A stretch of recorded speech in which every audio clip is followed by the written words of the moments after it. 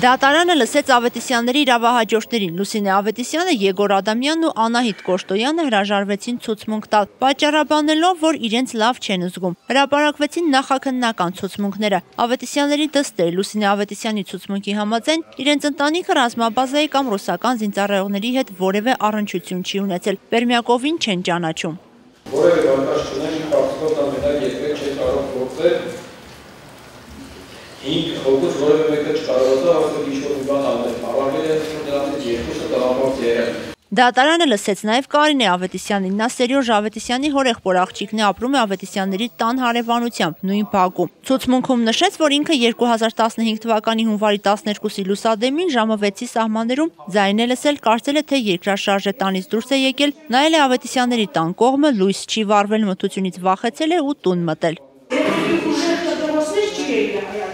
Profesional все ջրդեղոցներ արել, ջրդեղոց չի արել, մի հայը դաժը մեկ շուշուկում չի ելել, մութ է հայը, իրանց կան լույսերն է լրի մարած էր, մեր լույսը չեմ տեսել ես հայը։ Քրեական գործի նյութերով, սակայն Ավետիսյանների տան տոնական լույսերը վառ են եղել։ Կարինե Ավետիսյանը նաև նշեց, որ իրենք մշտական ջրամատակարարում չունեն, բակում էլ ծորակ չկա։ Նա սկզբում պնդեց, որ երեխայի ձայներ չի լսել, հետո հիշեց, որ լսել է Սերյոժայի ձայնը։ Եվ այս ուզում հասկանամ, դուք ինչ դմփոցն եք լսել, որից հետո հələ միկրոֆոնի ձայն եք լսել։ Ուժը կմպուտի եթե դուք լսած ունեիք ինչ-որ այլ դմփոցի ձայն, արանքում դեռ գրախոցի ձայներ չի եկել, գրախոց, եք մեր ուժեղ ձենի, եթե վերջի գրախոցի ձայնն եք դուք լսել, վերջի գրախոցից մինչև այն պահը, որ Սերյոժան այլևս ձայն չէր կանի, վայրկյաններ եք տվել, հիմա ուզում եմ հասկանամ, ձեր ցուցմունքը ուզում եմ մի հատ համադրեմ գործի նյութերի հետ ու հասկանամ, թե դուք ինչ եք լսել, ինչ եք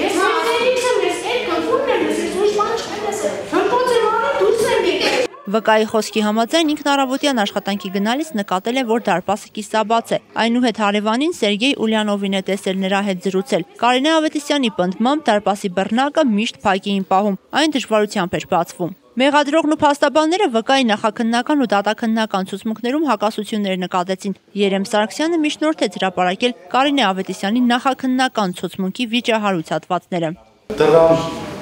փակվելու հետ կապված նշում է, պտտվող բռնակը միշտ փակ է եղել, չնայած ցանկացած անձ այն սովորական պտտելով կբացի։ Այս հակասության հետ կապված դատարանը նշեց, որ շատ դժվար է բացվում, դա անծանոթ մարդը չէ կարող, գտնում որ հանգամանքի էական համար։ Կարինե Ավետիսյանը հորդորեց հիմք ընդունել նախաքննական ցուցմունքը նկատի ունենալով, որ 1 տարի է անցել, հնարավոր է որոշակի մանրամասներ մոռացել է։ Ընդմիջումից հետո հերթը վկա Ռուզաննա Հակոբյանինն էր։ Նա Միասնիկյան փողոցի խանութում վաճառողուհի է։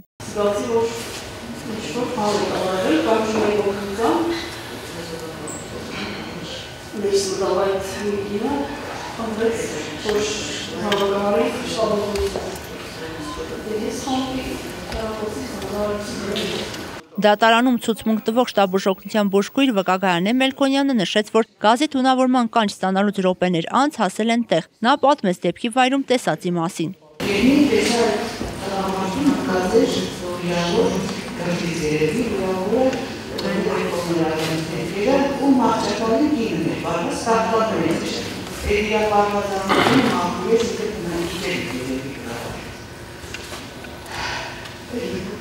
Essa maneira de usar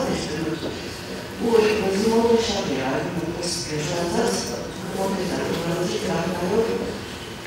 бабу направили ему махтавалиш, не пахнет это извините, это личность у нас. Время ведь дала, будет дала, а ты не получилось. Мы давно верили, что власти нужны, а их пришли. Այս զարգոյ շինչերով նույն շինություններում վերջից ներկայացած հաշիվը դուրս ծերտի մնացել է իր մոր տարի եկվարական հաների դուրս նայել շարի կրվելիներազենյաները կդրված վերգույն Ընտանիքի անդամներից ով ինչ վնասվածքներ էր ստացել, բուժքույրը դժվարացավ հիշել։ Դատարանի ծանուցումը ստացել, սակայն որպես վկա չէր ներկայացել Անդրեյ Նիկիշինը։ Փոխարենը դատական նիստից առաջ դատավորին էին փոխանցել գրություն, համաձայն որի Նիկիշինը եւ մի քանի այլ անձինք հանված են Զորամասի անձնակազմի ցուցակից։ Նիկիշին Անդրեյ Սերգեևիչ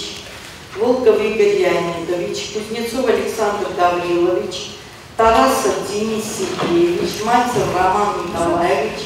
Жданов Николай Владимирович исключены из списка личного состава войсковой части, полевая почта 04436. Ռուսական կողմից որպես վկա ներկայացավ Վաշտի հրամանատարը, նրա խոսքով ինքը Պերմյակովի հետ անձնական շփում չի ունեցել, որպես զինծառայող է ճանաչում։ Իշարքային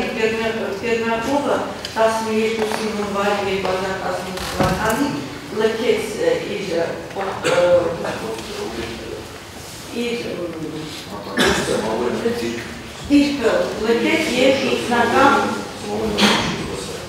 ինքնական փովել է